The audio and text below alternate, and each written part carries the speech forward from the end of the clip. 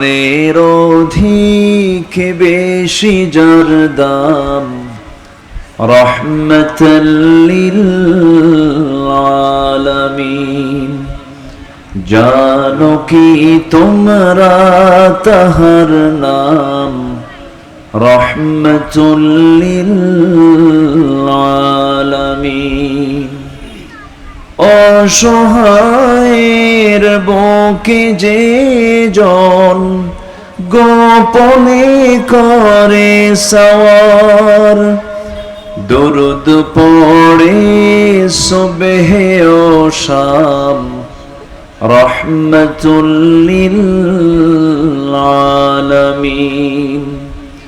গরিবের আহার দিতেন নিজে হয়ে রোজাদার, নিয়মর ভালোবাসার খাম রহমাতাল লিল আলামিন।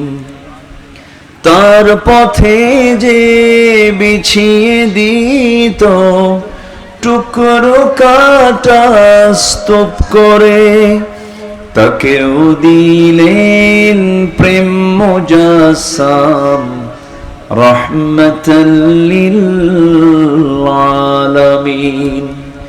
জানো কি তোমরা তাহার নাম রহমাতুল লিল আলামিন। প্রাণের অধিক বেশি যার দাম রহমাতুল লিল আলামিন।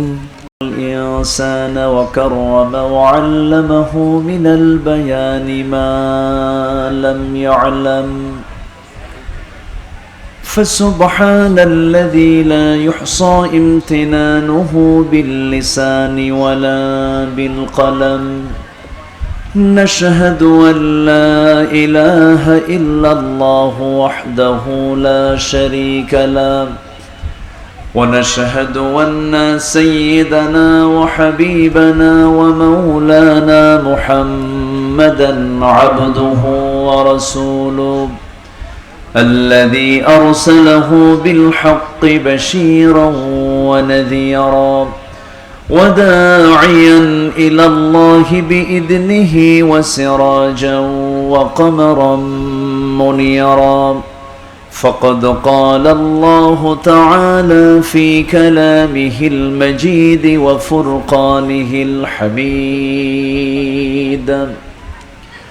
أعوذ بالله من الشيطان الرجيم.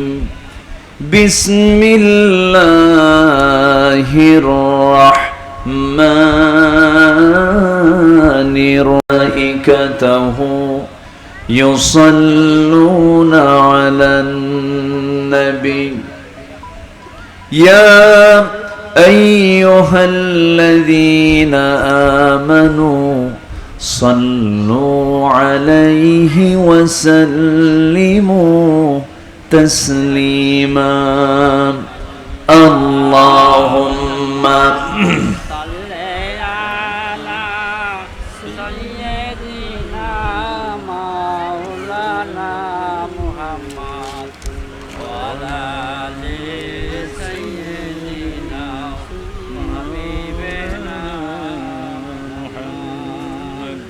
প্রাণ সবাই বলি সাল্লাল্লাহু আলাইহি ওয়াসাল্লাম।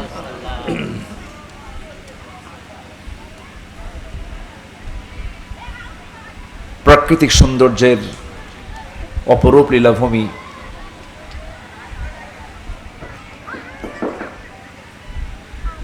এমন সুন্দর একটি অঞ্চল সুন্দরবন লাগোয়া সীমান্তবর্তী অঞ্চল সাতক্ষীরার কলারোয়া উপজেলার বড়ালী গ্রামে অনুষ্ঠিত আজকের এই 19তম দুদিনব্যাপী তাফসীরুল কোরআন মাহফিল 2026 মহত আয়োজনের সম্মানিত সুযোগ্য সভাপতি আলহাজ ফজলুল হক আজকের এই মহৎ আয়োজনের বরেণ্য অতিথি, শিক্ষাবিদ, গবেষক, নন্দিত আলেমে দ্বীন, প্রথিতযশা মুফাসসিরে কোরআন, এই সাতক্ষীরাবাসীর গর্ব জনাব অধ্যাপক মাওলানা তৈয়বুর রহমান মঞ্চ উপবিষ্ট আছেন। বরলী গ্রামের কৃতি সন্তান, আন্তর্জাতিক খ্যাতিসম্পন্ন আলেমে দ্বীন, ইমামুল আইম্মাহ, রাইসুল মুফাসসিরিন, আমার অত্যন্ত কাছের মোহতারাম জনাব মুহাদ্দিস আমিরুল ইসলাম বেলালী হাফিজাহুল্লাহ, উপস্থিত হাজারাত উলামায়ে কেরাম, ফদলা ইজাম, সুশীল সমাজ, জাতির শ্রেষ্ঠ সন্তান, শিক্ষক মণ্ডলী, জাতির বিবেক, সাংবাদিক বৃন্দ, মিডিয়ার কর্মী ভাইরা, সামনে উপস্থিত এই প্রচণ্ড তাপদাহে ঘর্মাক্ত দেহ নিয়ে উপস্থিত আমার প্রাণ প্রিয় সম্মানিত দ্বীনি ভাইরা, আড়ালে বসে আছেন শ্রদ্ধেয়া সম্মানিতা মা বোনেরা, আলোচনার সূচনায় আনুষ্ঠানিকতার মধ্য দিয়ে আমার পক্ষ থেকে আবারও দিল খোলা সালাম, আসসালামু আলাইকুম ওয়া রাহমাতুল্লাহি ওয়া বারাকাতুহু। সবাই কেমন আছেন? সবাই আছেন কেমন বলেন? আলহামদুলিল্লাহ। প্রচণ্ড গরম, এই প্রচণ্ড তাপদাহে কথা বলাও যেমন কঠিন, আবার কথা শোনার জন্য যে একটা শান্ত পরিবেশ, একটা প্রচণ্ড ভ্যাপসা গরমের মধ্যে সবাই বসে আছেন, শোনাটাও কঠিন। এরপরেও যারা এসেছেন আমি মনে করি একজন বীর মুজাহিদের ভূমিকা পালন করেছেন। আল্লাহর শুকরিয়া আদায় করছি, বলছি আলহামদুলিল্লাহ, আবারও বলছি আলহামদুলিল্লাহ। সবাই বলছে আল্লাহুম্মা ইন্নী আসআলুকা আল হুদা ওয়াত তুকা ওয়াল আফাফা ওয়াল গিনা। সবাই বলি আল্লাহুম্মা লাকা আসলামতু ওয়া বিকা আমানতু ওয়া আলাইকা তাওয়াক্কালতু ওয়া ইলাইকা আনাবতু ওয়া বিকা খাসামতু। আমরা আল্লাহ তাআলার শুকর আদায় করে নিলাম। সম্মানিত হাজিরিন, আলোচনার টাইমটা ছিল হলো বাদে জুমা, জুমার পরে আলোচনা ওঠার কথা ছিল। আমি এর আগেও এখানে আমার মনে হয় 3 বার আসা হয়েছে, এবার দিয়ে আমার 4র্থবার হলো। তো এবারের যে গরমটা, হঠাৎ করে আজকের যে তীব্র গরম এবং চলমান যে বৈশ্বিক সংকটের একটা ছোঁয়া আমার দেশেও লেগেছে। যখনই জ্বালানি সংকট হয়, সেই সংকটের প্রভাবটা চতুর্দিকে পড়ে। বৈদ্যুতিক একটা ক্রাইসিস আমরা ফিল করছি, গোটা রাত ঘুমানোর কোনো পরিবেশ নাই। সব মিলেই একটা বৈরী আবহাওয়ার মাঝেই মাহফিলটা পড়ে গেছে। এজন্য আমরা জুমার পরে প্রচণ্ড গরমের কারণে এটাকে আমরা বাদ আসর থেকে এই মাহফিল কর্তৃপক্ষ তারা শুরু করেছেন। আমার তৈয়ব ভাই তিনি কথা বলেছেন। আজকে আমার পড়ে গেছে দিনে দাওয়াত নিয়ে আমার রাতে মাহফিল করা। ইন্নী দাউতু কওমি লাইলা ওয়া নাহারা। নূহ আলাইহিস সালাতু ওয়াস সালাম তিনি বলেন, আমি মানুষকে কালিমার দাওয়াত দিয়েছি দিনে এবং রাতে। দাউতু কওমি লাইলা ওয়া নাহারা। তো আজকে আমার এই তালি পড়ে গেছে, খুব বেশি সময় আমি নিতে পারবো না। আমার রাতে আপনাদের সাতক্ষীরার আরেক সীমান্তবর্তী অঞ্চল, যেটা শ্যামনগর লাগোয়া রাস্তা, মাশাআল্লাহ বাংলাদেশে যত সিরিয়াস রাস্তা আছে এর মধ্যে সাতক্ষীরা থেকে শ্যামনগর পর্যন্ত যে রাস্তা, এটা পুলসিরাত ফেল। তো এই রাস্তা আমাকে পাড়ি দিতে হবে। এজন্য আমি আজকে নাতি দীর্ঘ, আপনি বসে থাকাও কঠিন, আমার বলাও কঠিন। খুব প্রচণ্ড গরমের মধ্যে বসে আছেন যারা, আমি কিছু কথা বলতে চাচ্ছি। তবে এখন কথাগুলো আর কিছু লোকের মাঝে থাকে না। প্রযুক্তির কল্যাণে সকল কথাগুলো মিনিমাম লক্ষ লক্ষ কোটি কোটি মানুষের কাছে কথাগুলো চলে যায়। তো প্রযুক্তির কল্যাণ, এখানে মিডিয়ারা আসছে, আমি কিছু কথা অল্প সময়ের মধ্যে বলতে চাচ্ছি। আমাকে বলতে দেবেন তো নাকি? কারো কোনো সমস্যা নাই তো? বলি আলহামদুলিল্লাহ। আমার ভাই অত্যন্ত অথেন্টিক, অত্যন্ত তথ্যবহুল, সায়েন্টিফিক ওয়েতে অনেক কথা বলেছেন মৌমাছির জীবন প্রণালী নিয়ে। অত্যন্ত গঠনমূলক তিনি কিছু কথা উপস্থাপন করেছেন, দীর্ঘ সময় তিনি আলোচনা করেছেন। আমি শেষ ক্লাসে, আমার পরেও আলোচনা আছে, আমার পরেও সাংস্কৃতিক অনুষ্ঠান আছে, আমি হালকা দু চারটা ভাঙ্গাচূড়া কথা বলি। আমি মানুষও ভাঙ্গাচূড়া, আমার এলেম কালাম তেমন কিছু নেই, মানুষ ডাকে আমি আসি, তো একটু আমি তো এলেম শূন্য মানুষ বলা যায়, কিছু কথা আমি বলতে চাচ্ছি। পৃথিবীতে কোনো রাজা মহারাজা, কোনো জ্ঞানী মহাজ্ঞানী কেউ কিন্তু টিকে নাই, সব মৃত্যুর দুয়ারে উপস্থিত হয়েছে। প্রত্যেককেই এই দুনিয়া ছেড়ে যেতে হয়েছে, আমাকে আপনাকে ছেড়ে যেতে হবে, চলে যেতে হবে। কেউ আমরা থাকতে আসি নাই, আসছি আমরা পৃথিবীতে বাঁচতে না মরতে? বলেন, বাঁচতে এসেছি না মরতে এসেছি? মূলত মরতে এসেছি, এবং তিনি মৃত্যুটাই আগে সৃষ্টি করেছেন। হুয়াল্লাযী খালাকাল মাউতা ওয়াল হায়াত, আগে মৌতের কথা বলেছেন। এজন্য আমরা মূলত পৃথিবীতে মরতে এসেছি, বাঁচতে আসেনি। বেঁচে থাকবো জান্নাতে, জোরে বলি ইনশাআল্লাহ। সবাই কি জান্নাতে যেতে চান? সবাই জান্নাতে যেতে চাইতো নাকি? তাহলে বেঁচে থাকার জায়গা কোথায় বলেন? বলেন, যেখানে কোনো মৃত্যু নাই। লা ইয়ামুতু ফিহা ওয়ালা ইয়াহইয়া, জাহান্নামীরাও সেখানে মারা যাবে না, কিন্তু কষ্ট হবে তাদের, মহা কষ্ট, যে কষ্টের বর্ণনা মুখে প্রকাশ সম্ভব নয়।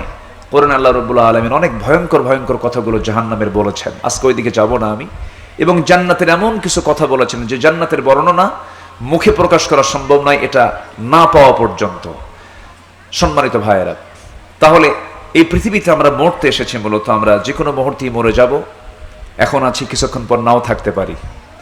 এই মঞ্চে কথা বলতে নিয়েই বিদায় নিয়েছেন অনেক আলোচক। AQM সিফাতুল্লাহ রাহিমাহুল্লাহ, কথা বলতে নিয়ে তিনি স্ট্রোক করে দুনিয়া থেকে বিদায় নিলেন। আমার তৈয়ব ভাই এখানে বসে আছেন, রেজাউল করিম কাউসারি, সেই সিরাজগঞ্জের একজন জনপ্রিয় বক্তা ছিলেন, মঞ্চে কথা বলতে নিয়েই ওখানেই স্ট্রোক করে দুনিয়া থেকে বিদায় নিয়েছেন। কত নাট্যকার নাটকের মঞ্চে বিদায় নেয়, কত অভিনেতা মঞ্চেই অভিনয় করতে করতে দুনিয়া থেকে বিদায় নেয়। বন্ধু বান্ধব বসেছে আড্ডায়, চা খেতে খেতেই বাকি অবশিষ্ট চা খাওয়ার সুযোগ হয় না, সেখানেই লাশ হয়ে দুনিয়া থেকে বিদায় নিয়ে নেয়।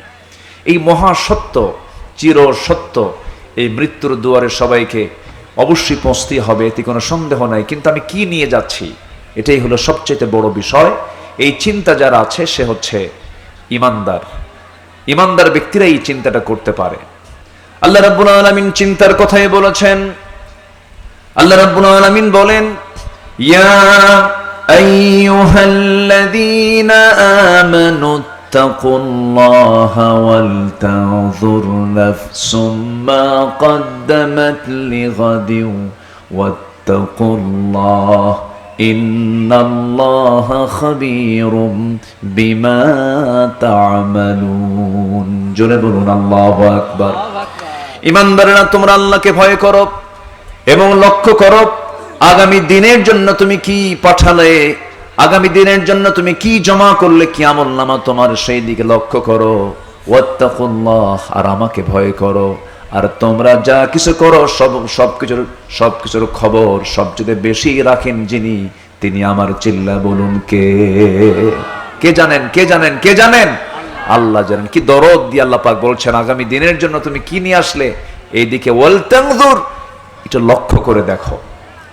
ভাইরা, আখিরাতটা যদি থেকে যায় আমার জন্য, আমার এটাই চূড়ান্ত প্রাপ্তি। ওয়াল আখিরাতু খায়রুন ওয়া আবকা ওয়াল আখিরাতু খায়রুল লাকা মিনাল উলা।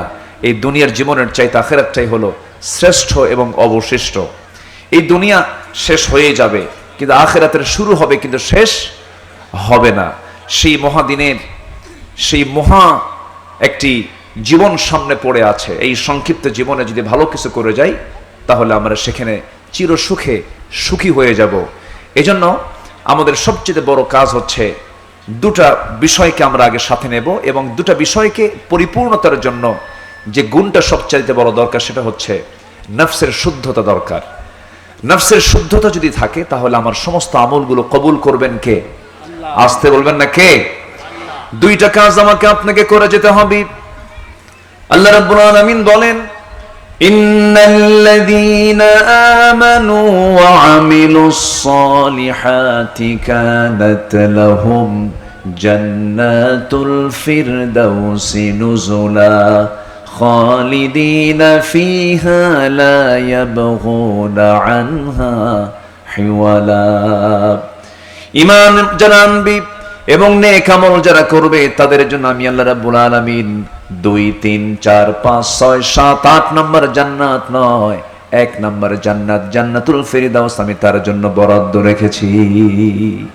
ঈমানও থাকতে হবে, আমলও থাকতে হবে। ঈমানহীন আমল মূল্যহীন, আবার আমলহীন ঈমান তাও মূল্যহীন। দুটাই লাগবে, একটা আছে আরেকটা নাই, তা হবে না, তা আল্লাহর কাছে অ্যাকসেপ্ট হবে না, গ্রহণযোগ্য হবে না। এবং এই ঈমান আমল কি আল্লাহর দরবারে মঞ্জুর করে নেবার জন্য সবচেয়ে বড় যে দিকটা সেটা হলো নফসের শুদ্ধতা। নফসের শুদ্ধতার অভাবে অনেক বান্দার আমল সব নষ্ট হয়ে যাবে, সব নষ্ট হয়ে যাবে। এই জন্য আল্লাহ রাব্বুল আলামিন বলেছেন সফলতা কোথায় তোমরা শুনে নাও। 2 জায়গায় আল্লাহ রাব্বুল আলামিন বলেছেন, সুন্দর করে জানা পারেন ঠোঁট মিলে আমার সঙ্গে বলুন, ক্বাদ আফলাহা মান তাযাক্কা ওয়া যাকারা ইসমা রাব্বিহি ফাসাল্লা।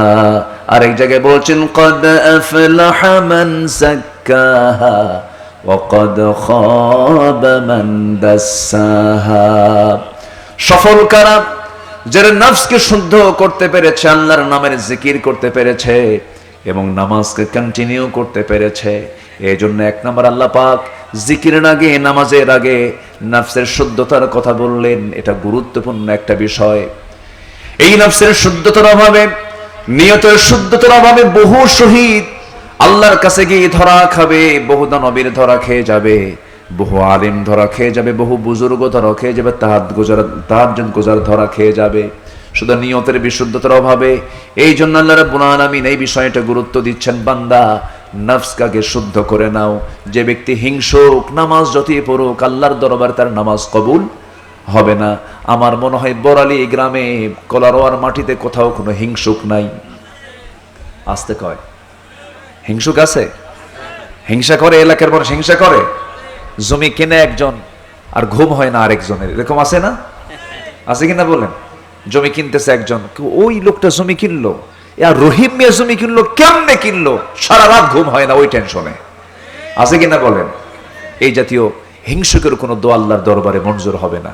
একজনের ছেলে গ্রামের মধ্যে একটু বড় অফিসার হয়েছে, অথবা বড় শিক্ষিত হয়েছে, বিসিএস ক্যাডার হয়েছে, অথবা বড় আলেম হয়েছে, অথবা বড় ব্যবসায়ী হয়েছে। ভালো কথা, ইতিবাচক দিক এটা। আমার গ্রামের সন্তান, সেও বড় হয়েছে, আল্লাহ তুমি আমার সন্তানকে বড় করো। এটা হচ্ছে ইমানদারের হৃদয় থাকতে হবে এমন। কিন্তু এই পিন্টুর ছেলে এত বড় হলো কেমনে, এটা বুঝেই আসতেছে না, কেমন অসম্ভব ব্যাপার, ওষুধ ছাড়া ঘুম হয় না। আছে কিনা বলেন? আছে। এটা মারাত্মক একটা রোগ। এটা, এই রোগটা মারাত্মক ভয়ঙ্কর। এই জন্য হিংসুকের হিংসা থেকে বাঁচার জন্য আল্লাহ রাব্বুল আলামিন বলেন, আল্লাযী ইওয়াসওয়িসু ফী সুদুরিন নাস মিনাল জিন্নাতি ওয়ান নাস। হিংসুকের হিংসা থেকে যারা ইমানদার বান্দা, তারা আল্লাহর কাছে আশ্রয় চায়। হিংসা বড় মারাত্মক বিষয়। ক্বালা ইয়াকুম ফিল হাসাদ ফাইনাল হাসাদা ইয়াকুলুল হাসানাত কামা তাকুলুন নারাল হাতাব।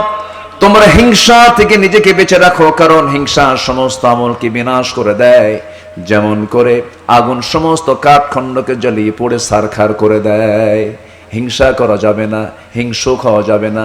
আমার বন্ধুগণ, শয়তান তো লেগেই আছে আমার ইমানকে সো মেরে নিয়ে যাওয়ার জন্য। শয়তান মনে হয় বড়লি গ্রামে আসে না, কলরও আসে? আসে। মানুষ আছে যেখানে শয়তান আছে, সেখানে শয়তান কি করে? ثُمَّ لَآتِيَنَّهُمْ مِنْ بَيْنِ أَيْدِيهِمْ وَمِنْ خَلْفِهِمْ وَعَنْ أَيْمَانِهِمْ وَعَنْ شَمَائِلِهِمْ وَلَا تَجِدُ أَكْثَرُهُمْ شَاكِرِينَ। তোমার বান্দাগুলোকে আমি শয়তান ডান থেকে বাম থেকে, সামনে থেকে পিছন থেকে পাকড়াও করব। আল্লাহ বলছেন, না রে শয়তান, সব বান্দাকে পাকড়াও করতে পারবি না। যে বান্দা বলবে আউযু বিল্লাহি মিনাশ শাইতানির রাজিম, যে বান্দা আমার কাছে আশ্রয় চাবে, আমি তাকে নিজেই আশ্রয় দিয়ে দেব। জোরে বলি সুবহানাল্লাহ। শয়তান কলবে ঢুকতে পারে না, শয়তানের কিন্তু এই ক্ষমতাটা নাই, কারণ ইয়া মুকাল্লিবাল কুলুব সাব্বিত কলবি আলা দীনিক, সে রূহের মধ্যে ঢুকতে পারে না। ইয়াসআলুনাকা আনির রূহ কুলির রূহ মিন আমরি রাব্বি। শয়তান করে কি, এই নফসের সদরে যায়, এই দরজায় একটু ধাক্কা মারতে চায়, ধাক্কা মারে। এই ধাক্কা শয়তান মারলেই বান্দার দায়িত্ব হচ্ছে সেই ধাক্কা থেকে বাঁচার জন্য কার কাছে আশ্রয় চাওয়া? কলবের ভিতরে ঢোকার শয়তানের কোনো ক্ষমতা নাই। আল্লাহ রাব্বুল আলামিন এই জন্য ওই সূরা নাসের ভিতরে বলেছেন, যারা পারেন সুন্দর করে বলি, কুল আউযু বিরাব্বিন নাসি মালিকিন নাসি ইলাহিন নাস মিন শাররিল ওয়াসওয়াসিল খান্নাস আল্লাযী ইওয়াসওয়িসু ফি কুলুবিন নাস। নাকি ভুল কইছে না? কি হবে বলেন, বলেন কুলুব না সুদূর? সুদূর ইন্নাস, কুলুব ইন্নাস হবে না, কারণ সুদূর হচ্ছে কুলুবের দরজা, এখানে এসে ধাক্কা মারে। এতটুকু পর্যন্ত শয়তানের ক্ষমতা থাকে। আর আল্লাহ পাক আমার আপনার কলবকে ঘুরিয়ে দিবেন, তার মুখে করে দিবেন। এজন্য চাইতে হবে কার কাছে? আস্তান চাইতে হবে কার কাছে? নফসকে শুদ্ধ করতে হবে, হিংসা করা যাবে না। আমি প্রায় একটা উদাহরণ দেই। আগের যুগের মানুষ ঘোড়ায় চড়ে বিয়ে করত, গরুর গাড়িতে করে বিয়ে করত। তো গ্রামের এক বুড়া চাচার ঘোড়া আছে, তো বেচারি বিয়ে করবে, যে বলতেছে, চাচা আপনার তো ঘোড়া আছে, আর তো গ্রামে কারো ঘোড়া নেই, তো ঘোড়াটা যদি দিতেন তাহলে আমার অমুক দিন বিয়া, আপনি কি ঘোড়াটা দিবেন? দেওয়া যায়? চাচার মেজাজটা খারাপ, চাচা রাগ করে কয়, সবাইরে ঘোড়া দিল, তোরে ঘোড়া দেবো না, যা। তো যুবকটা মন খারাপ করে বাড়িতে চলে আসছে। রূপক অর্থে বলছি। তো রমজান মাস, কদরের রাত্রিতে সে মসজিদে গিয়ে তারাবি তাহাজ্জুদ সবকিছু পড়ে শেষ রাত্রিতে ফজরের ডাক দিয়ে দোয়া করতেছে, হাত তুলে, আল্লাহ এই রাত্রিতে তুমি সবাইকে সবকিছু দিয়ে দাও। এই রাত্রিতে বান্দার প্রাপ্তির রাত। এই রাত্রিতে তোমার কাছে আমার কোনো চাওয়া পাওয়া নাই, আমার ব্যক্তিগত জীবনে আমি কিচ্ছু চাই না, আল্লাহ আমার কিচ্ছু দেওয়ার দরকার নেই, তোমার কাছে একটাই দোয়া, ওই বুড়ার যেন ঘোড়া মরে। বুড়ার যেন কি মরে? ঘোড়া মরে। এই দোয়া করে চলে আসছে বাড়িতে। কি হিংসা দেখেন! এসে দেখে মার চোখে পানি। মা তুমি কান্দো কেন? মা বলতেছে, বাবা তোর গরুটা মরে গেছে। কি কথা কি বুঝতেছেন আপনি? তোর দোয়া কবুল হয়েছে ঠিক, মালাকুল মউত আসছে এটাও ঠিক, কিন্তু ঘোড়ার কাছে না গরুর কাছে? গরুটা কার? যে দোয়া করেছে ওরই গরু। হিংসুকের হিংসায় হিংসুকের শেষ হয়ে যায়। যার জন্য হিংসা করা হয় আল্লাহ পাক তাকে টেনে উপরের দিকে উঠায় নেন। আল্লাহু আকবার বলেন। এই জন্য অন্তরের বড় রোগ হচ্ছে হিংসা, অহংকার, লোভ, অবৈধ কামনা বাসনা, পরশ্রী কাতরতা। এগুলো হচ্ছে নফসের বড় রোগ। এই রোগগুলো থেকে আমাকে অবশ্যই নিজের নফসকে পরিশুদ্ধ করতে হবে। অহংকার করা যাবে না। দেখেন না কি অহংকারের দাপট দেখেন। বলল না, আমাকে আমার বাপ দেশ স্বাধীন করেছে, এটা আমার বাপের দেশ, আমার বাপ স্বাধীন করছে। ভিশন 2021, 2041, 2021, 41 সাল কত কি বলে দিল, কিন্তু অহংকার ঠেলে দিল কোথায়? অহংকার নিয়ে গেছে কোথায়? একদম সোজা মামুবাড়ি দিল্লি গিয়ে পৌঁছায় দিয়েছে। ঠিক কিনা বলেন? এই জন্য অহংকার কখনো করা যাবে? আস্তে অহংকার কখনো করা যাবে? অহংকার করার যোগ্যতা একমাত্র কার থাকতে পারে? কে অহংকার দেখাবেন? আমি আকাশের উপরে না আমার উপরে আকাশ?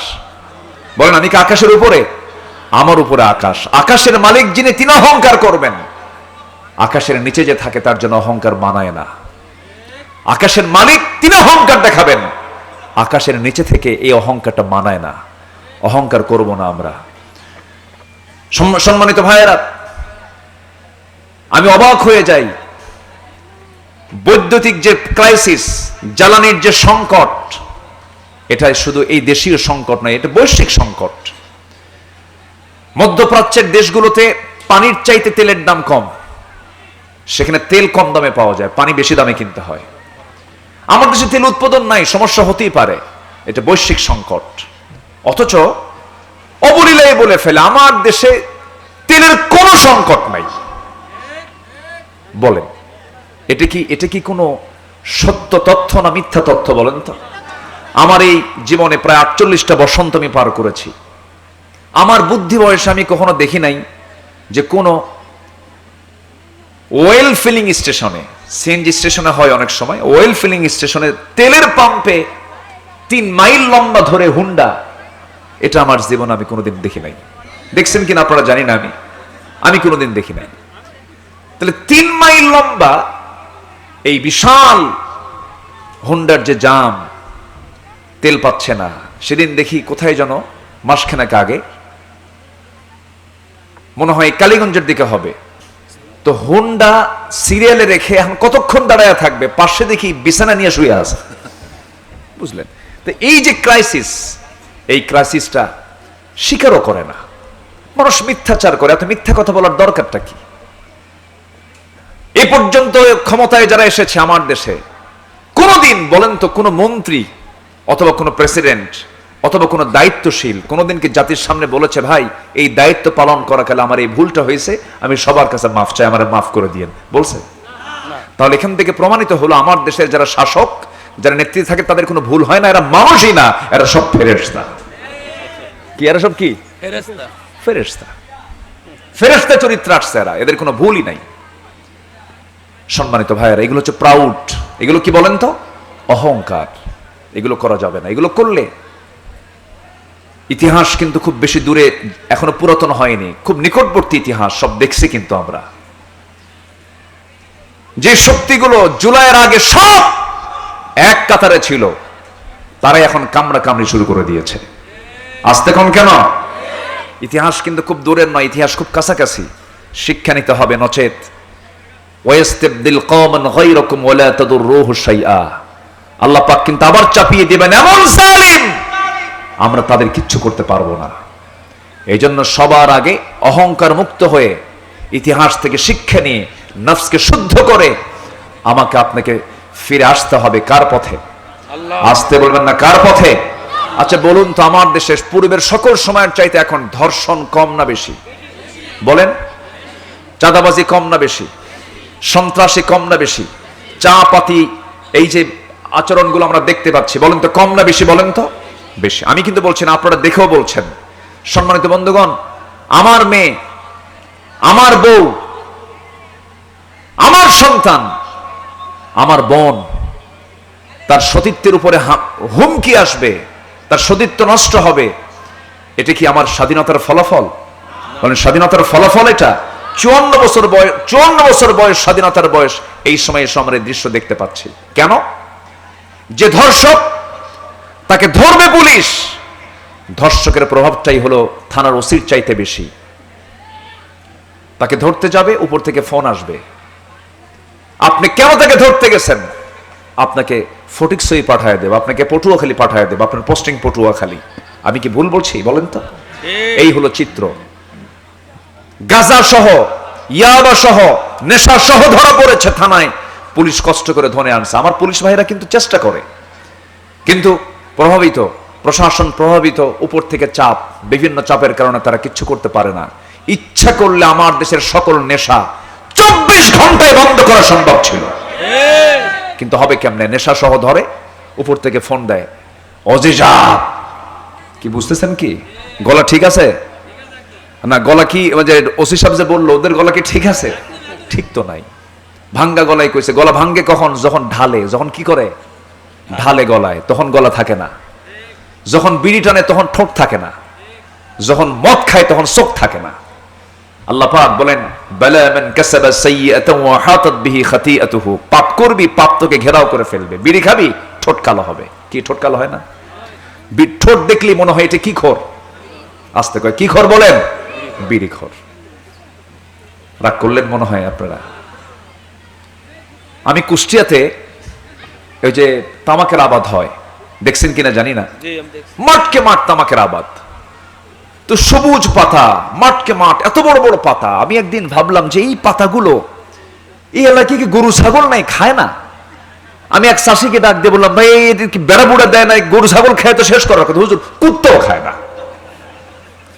কি কথা কি বুঝতেছেন আপনারা? তাহলে তামাকের ক্ষতিকর দিক গরু বোঝে, ছাগল বোঝে, 4 পা বোঝে, কয় পা বোঝে না? 2 পা বোঝে না। উলাইকা কাল আনআম বাল হুম আদাল। এটা আমার কথা নয়, ধমকটা দিয়েছেন, গালিটা দিয়েছেন কে? আল্লাহ। আসতে বলেন, কে দিয়েছেন? আল্লাহ দিয়েছেন। নেশা বন্ধ হবে কেমনে? সম্ভব না তো। এই ধর্ষণ 1000 বছর ওয়াজ করে বন্ধ হবে না। একটা ধর্ষককে যদি 0 পয়েন্টে তুলে নিয়ে যদি ঝুলে করা হয়, সব ধর্ষক সতর্ক হয়ে যাবে।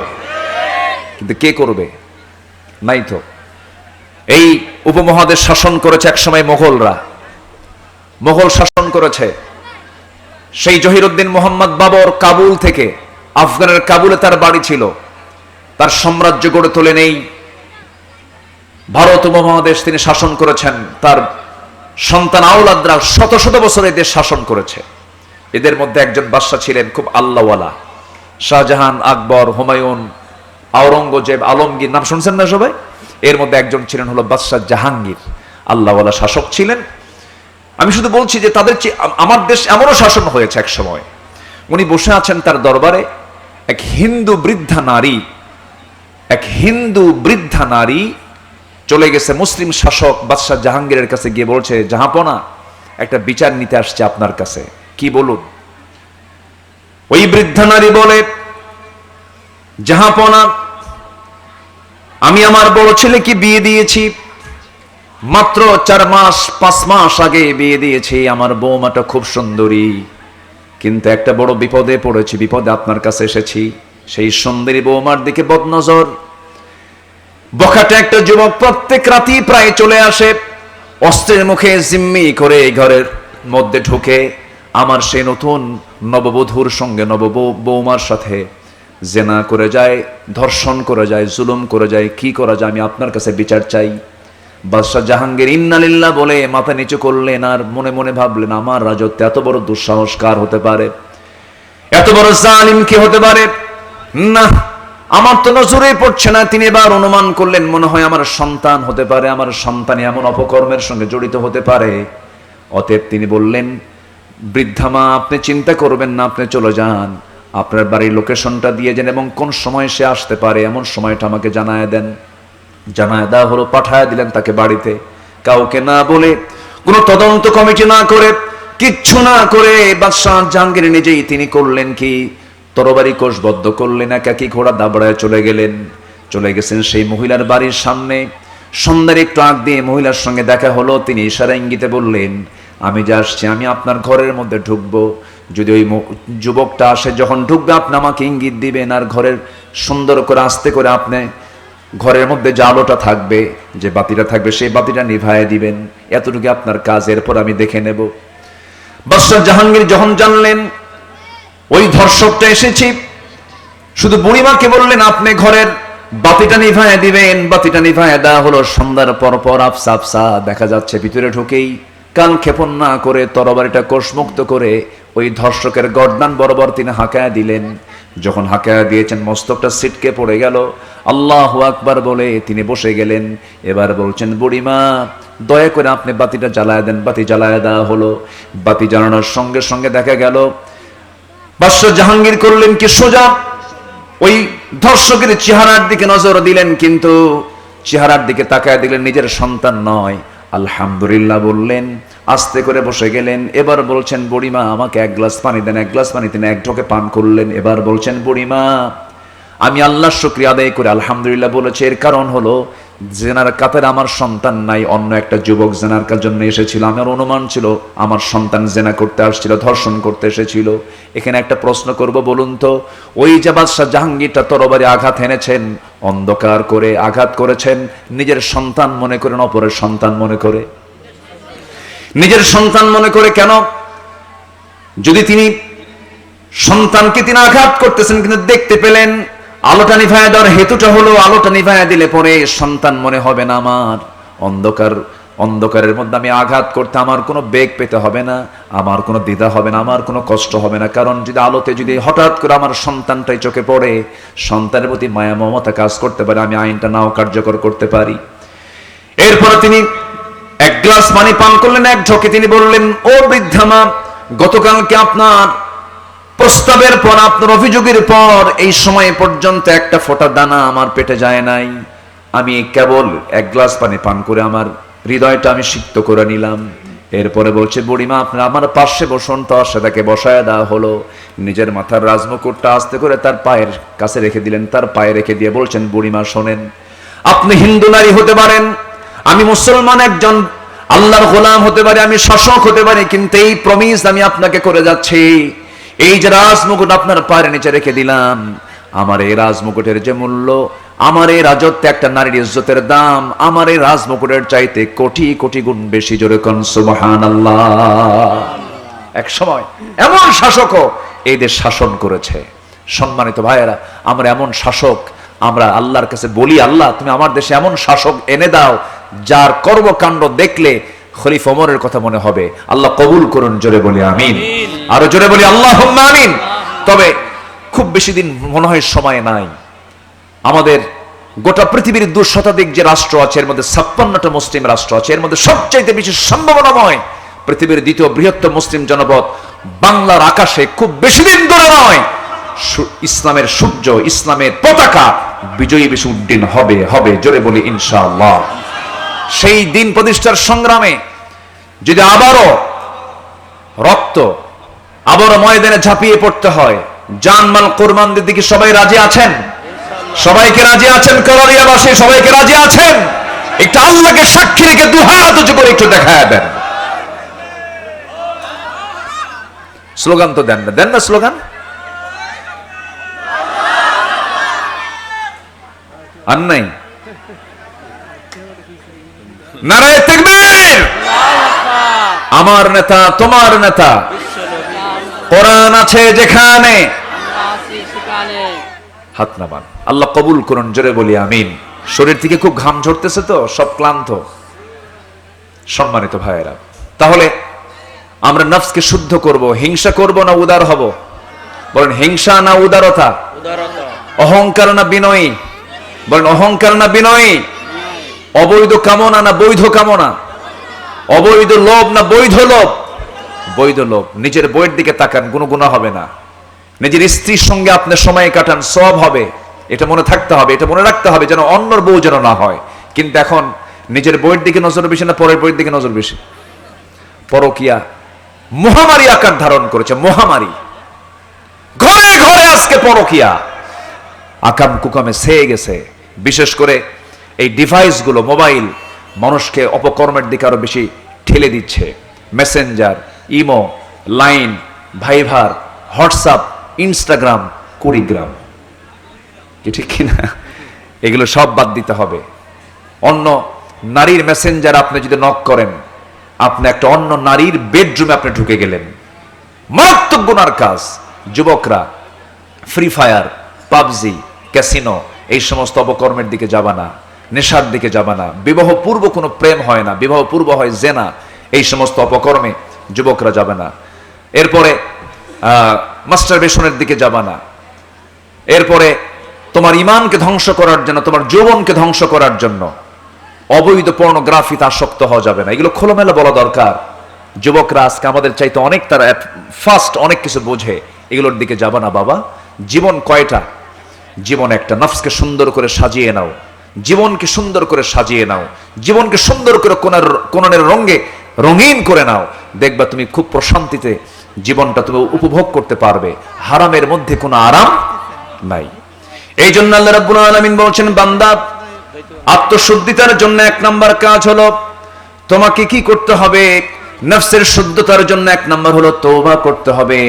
খালিস নিয়তে তওবা করতে হবে। ইল্লা মান তাবা ওয়া আমানা ওয়া আমিলা সলিহা।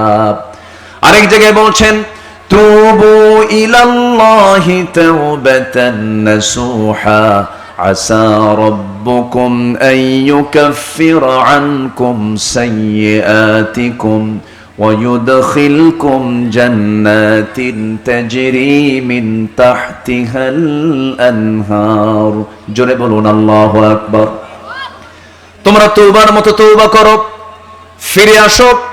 জিনা করেছেন, জীবনে জিনা করব না। সুদ খেয়েছেন, জীবনে সুদ খাবো না। ও আল্লাহ, হারাম দল করেছে, আর হারাম দলে যাব না, দুনিয়ার দলে যাব না। দল করব কার? আসতে বলবেন না, দল করব কার? দল করতে হবে। কোন দল করতে হবে? এই কথা মনে হয় কোরআন শরীফে বাদ পড়ছে। কি কোরআন শরীফে আছে না নাই বলেন তো? অনেকের চিন্তা চেতনা কি জানেন? কোরআনে দল করতে হবে, কোরআনে মনে হয় নাই এটা। আল্লাহ পাক কোন দলটা করতে হবে তাও কিন্তু কোরআনে উল্লেখ করেছেন। যে দলের ভিতরে নামাজ নাই সেই দলের মধ্যে আমরা নাই। যে দলের ভিতরে নামাজ কায়েমের কথা নাই সেই দলের নেতৃত্ব মানা হালাল না হারাম? হারাম। 54 বছর এই দেশ শাসন করেছে অনেক দল, সব দল করেছে। কেউ কি নামাজ কায়েমের কোনো বিল, নামাজ উত্থাপন, নামাজ কায়েমের কোনো বিল উত্থাপন কি কম পার্লামেন্টে করেছে কেউ? বলেন তো, কেউ করেনি। জাহান্নামে যাবার 1 নম্বর কারণ কি বলেন? বলেন বলেন বলেন বলেন। এবং আল্লাহ তাআলা হাসরের দিন সর্বপ্রথম যে প্রশ্ন করবেন যে বিষয়ে, যে ইবাদত নিয়ে, সেটা কি বলেন? নামাজ। এবং সবচেয়ে বড় অপরাধ আল্লাহর কাছে কি বলেন? নামাজ ছেড়ে দেওয়া। ফাখালাফা মিন বা'দিহিম খালফুন আদাউস সালাহ ওয়াত্তাবাউশ শাহাওয়াত ফাসাউফা ইয়ালকাউনা গায়্যা। যারা নামাজকে নষ্ট করবে, আমি আল্লাহ তাআলা তার শুধু জাহান্নাম দিয়ে ক্ষান্ত হব না, আমি তাকে জাহান্নামের গর্ত, গায় নামক গর্তের মধ্যে আমি তাকে ঢুকায়া ছাড়বো। এত ভয়ঙ্কর নামাজের মতো, নামাজ না পড়ার মতো এত বড় অপরাধ, এটা নিয়ে কোনো হেডেক নাই, কোনো চিন্তাই নাই। এ পর্যন্ত মাশাআল্লাহ আমার দেশে পার্লামেন্টে পাশ হয়েছে হলো মদের আইন, জেনার আইন, সুদের আইন। আলহামদুলিল্লাহ বলবেন না? কি কইছে? আলহামদুলিল্লাহ কইছেন নাকি আপনারা? কি বলবেন? জোরে বলেন, কি বলবেন? নাউজুবিল্লাহ। দেখেন না, নির্বাচনের আগ দিয়ে যে কজন প্রার্থী ইলেকশন করেছে পর্যন্ত, হয়েছে তো 300 জন, কিন্তু 300 জনই দাঁড়াইছে, ধরেন 700 জন দাঁড়াইছে। এই যে 700 জন প্রার্থী যখন নির্বাচনে দাঁড়ালো, তখন যখন জনগণের সামনে যখন ভোট চাইতে গেছে, বলেন তো কেউ কি টুপি ছাড়া ছিল? আমি কিন্তু এটা পরখ করছি, কিন্তু বলেন তো একটা প্রার্থীর মাথায় কি টুপি ছাড়া ছিল? বলেন তো সব প্রার্থীর মাথায় কি ছিল? টুপি ছিল। পরনে সাদা পাঞ্জাবি, পায়জামা, এমনকি হাজি রুমাল। আবার ওমরা করে আসছে, দাড়িটা কাটে নাই, দাড়িটা খোসা খোসা সাদা সাদা দাড়ি, একদম কদম ফুল মার্কা, কদম তলার কদম ফুল মার্কা। এত সুন্দর সুরত, রাস্তায় যখন হাঁটে আতর সুরমা লাগায় হাঁটে, এবং ভোট চাওয়ার সময় তার চেহারার দিকে তাকালে মনে হয় কেবল জিব্রাইল আসমান থেকে নাজিল হয়েছে। আমি কি ভুল বললাম? কিন্তু নির্বাচন চলে গেছে, কিছু কিছু লোকের মুখের দাড়িও আছে, মাথার টুপিও আছে, পাঞ্জাবি পায়জামা সবই আছে, আর কিছু লোকের চেহারা কিন্তু চেঞ্জ হয়ে গেছে।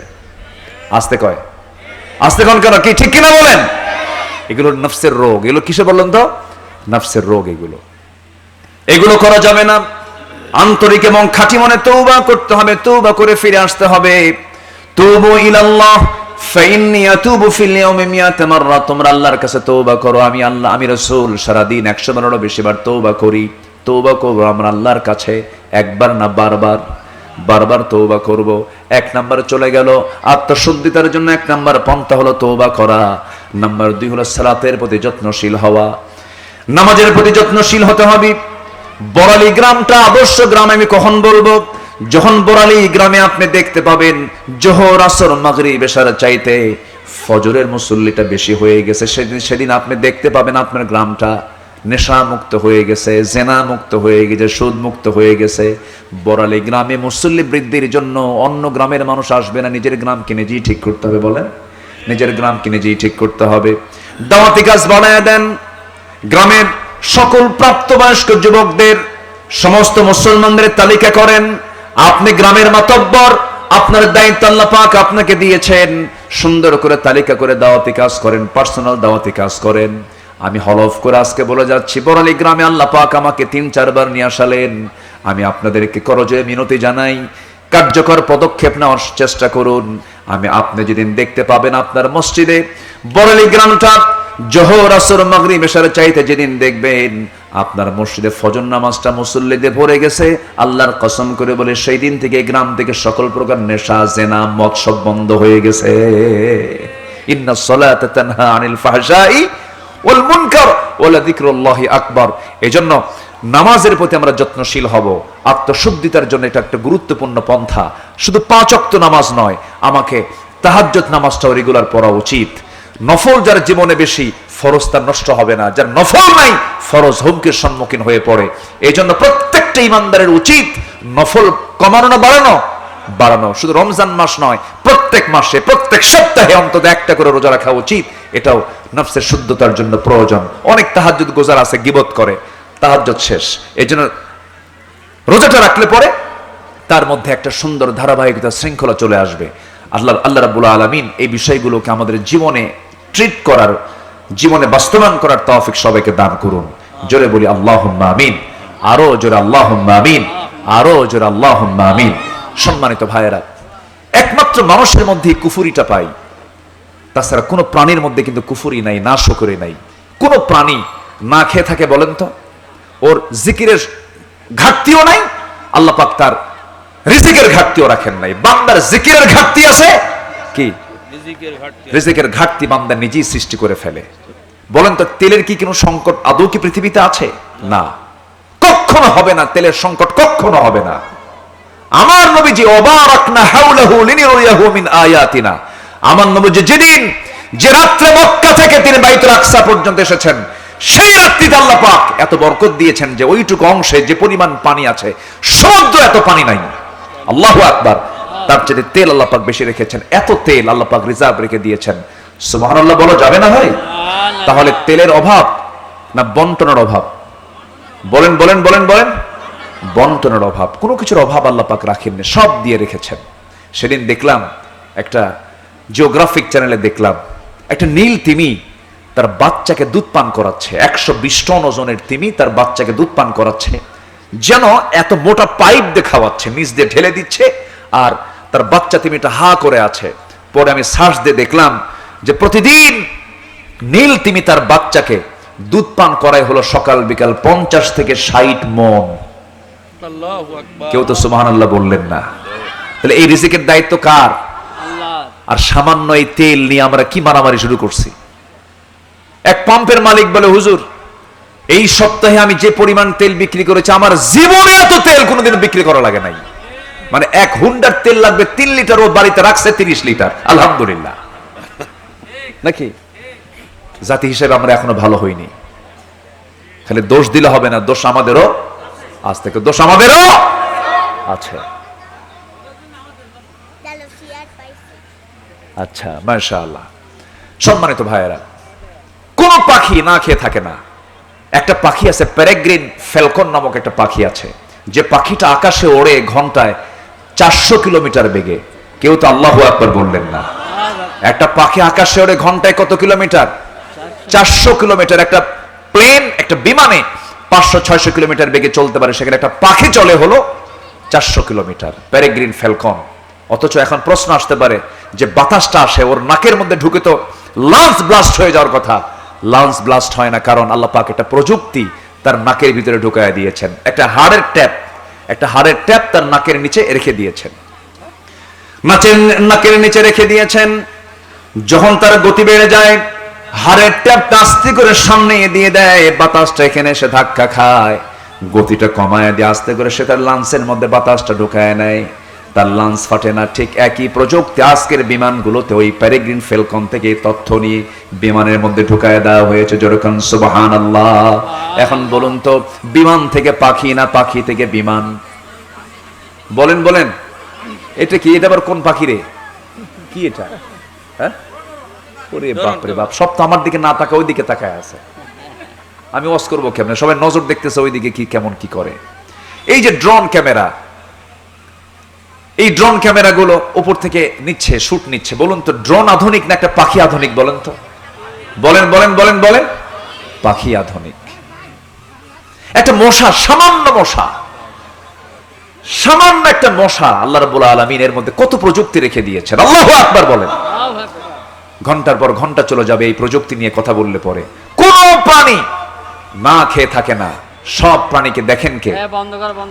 আস্তে সব প্রাণীকে দেখেন কে? আল্লাহ তাআলা দেখেন। আমার বন্ধুগণ, হাদিসে আসছে যদি কোনো বান্দা পাখির মতো যদি আল্লাহর উপরে তাওয়াক্কুল করত, আল্লাহ পাক পাখির মতো রিজিক তাকে দিয়ে দিতেন। এই জন্য তাওয়াক্কুলটা আল্লাহর উপরে সর্বক্ষণ রাখতে হবে। ইমানদার বান্দার জন্য এগুলো গুরুত্বপূর্ণ গুণের মধ্যে একটা অন্যতম গুণ। নাম্বার 3 হলো সিয়াম সাধনা, নাম্বার 4 হলো আল্লাহর জিকির করা, নাম্বার 5 হলো কোরআনের সঙ্গে সম্পর্ক বৃদ্ধি করা, নাম্বার 6 হলো সিজদায় বেশি বেশি কাঁদা। ইয়াখিরুনা লিল আদকান ইয়াবকুন ওয়া ইয়াজিদুহুম খুশুআ। নাম্বার 7 হলো হালাল রিজিক উপার্জন করা, নাম্বার 8 হলো মিথ্যা গীবত বর্জন করে চলা, আত্মশুদ্ধিতার জন্য এগুলো পথ এবং পন্থা আল্লাহ পাক কোরআনে শিখিয়ে দিয়েছেন। নাম্বার 8 হলো অহংকার এবং আত্মগরিমা বর্জন করা। আমি সব জানি আর কেউ জানে না, আমি সব বুঝি আর কেউ বোঝে না, আমি সব দেখি আর কেউ দেখে না, এরকম হামবে তামবে না করা। নিজেকে যে ব্যক্তি সবচেয়ে ছোট ভাববে, আল্লাহ পাক তার শান মানকে আরো বড় বানায় দিবেন। আল্লাহু আকবার। নাম্বার সর্বশেষ হলো 10 নম্বর হলো তাকওয়া অর্জন করা। এই 10টা গুণ আল্লাহ রাব্বুল আলামিন বান্দাকে শিখায় দিচ্ছেন। বান্দারে, তোমার নফসকে শুদ্ধ করার জন্য এই পথগুলো তুমি তোমার জীবনে বেছে নাও। আমি তোমাকে শুদ্ধতা, তোমার নফসকে শুদ্ধ হিসেবে কবুল করে নিয়ে আমি তোমাকে সফলতা দিয়ে আমি তোমাকে জান্নাত দিয়ে দেব। জোরে কোন সুবহানাল্লাহ।